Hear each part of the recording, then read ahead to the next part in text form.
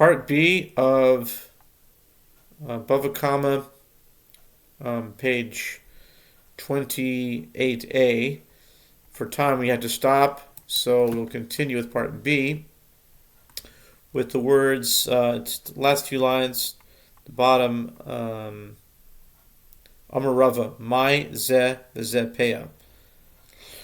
Rava said, in terms of monetary law, he can prevent them from taking Peah from the side that he did not allocate. What is meant by the ruling of this produce and that produce are both considered Peah? It means that they are considered Peah with regard to exempting both portions of produce from tithes, just as the portion that the poor people took is exempt from tithes, so is the portion he allocated initially. Kedetanya, as we learned in a brisa, Hamafket is karmo v'hishkim boker b'batro chayev uperet olos v'shikol peah patur minimizer. In the case of one who renounces ownership of his field and arose early in the morning before anyone else took possession of it and harvested it, the one who renounces ownership is obligated in the mitzvah of individual fallen grapes left for the poor, peret, and in the mitzvah of completely formed clusters of grapes left for the poor, olalot, and in the mitzvah of forgotten clusters of grapes left for the poor, in the mitzvah peah, the 4 gifts to the poor that the Torah requires one to give from a vineyard. See Leviticus 19, 9 and 10. But he's exempt from the mitzvah to tithe his produce because this requirement does not apply to an ownerless field. Likewise, in the above case, the portion of the field that was allocated for peah is exempt from tithes, even after the owner reclaims it, as peah is considered ownerless property in this regard. Mishnah. If one's jug broke in the public domain and another person slipped in the water from the jug and was injured from the fall, or if he was injured by the shards of the broken jug, the owner of the jug is liable. Rabbi Yehuda says, in a case where the owner of the jug acted with intent, he is liable. In a case where he acted without intent, he is exempt. Gemara. Rabbi Yehuda says that Rav says they taught that the owner of the jug is liable only when the clothes of one who slipped were soiled by the dirty water. Continuing on to the top of 28b. But if the person himself was injured, the owner of the jug is exempt, as it is the ground that causes injury, not the jug or the water. Rabbi Yehuda continued, when I stated this, ruling of Rav before Shmuel, said to me, after all, we derived the cases of damage caused by leaving one's stone, one's knife, or one's load in the public domain from the case of one's pit. And I therefore read, in other words, apply, with regard to all of them, the inference of the sages from the verse, and an ox or a donkey fall therein.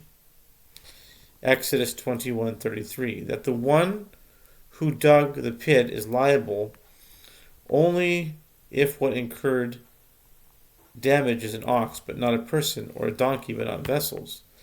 And this statement applies with regard to a situation where the person is killed. In other words, if one fell into a pit and was killed, the person who dug it is exempt from paying restitution, since the verse refers exclusively to an animal that was killed. But with regard to damage, the digger of the pit is liable to pay restitution for injury to a person, but exempt from paying restitution for damage to vessels, for which no distinction between death and injury can be applied. Therefore, the ruling in the case of the jug that broke in the public domain should be the opposite. The owner of the jug is liable to pay restitution for injury caused to another, as Shmuel holds that he is liable even if the injury is caused by the impact with the ground, but he is exempt from paying restitution for the damage done to the clothes of the one who slipped. The Gemara asks, and how would Rav answer this difficulty? The Gemara answers, this presumption that liability for damage caused by one's stone, knife, or load is derived from the category of pit, thereby exempting him from payment for damage to vessels, applies only in a case where he renounced ownership of them.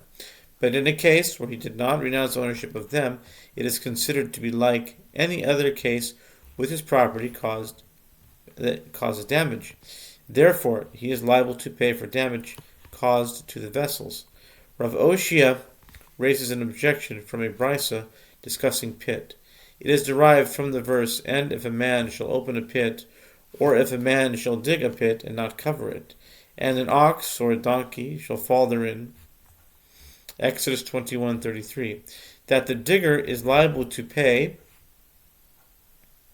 restitution only if what incurred damage is an ox but not a person, or if a donkey but not vessels. For here the sages stated that if an ox with its equipment fell into a pit, and the ox was wounded, and the equipment broke, or if a donkey with its equipment fell in, and the donkey was wounded, and the equipment tore, then the one who dug the pit is liable to pay restitution for any injury sustained by the animal, but exempt from paying restitution for the damaged equipment. To what case is this similar? It is similar to the case of his stone or his knife or his load that he left in the public domain, and they caused damage. The Gemara questions the wording of the brisa. On the contrary, it should have stated what is similar to this, since the case of one's stone, knife, or load are not mentioned in the Torah, but are derived from the case of pit. Rather, the wording should be amended as follows. What is similar to this? It is the case of his stone, or his knife, or his load that he left in the public domain, and they caused damage. I think we'll stop here, and we'll pick it up daf 28b.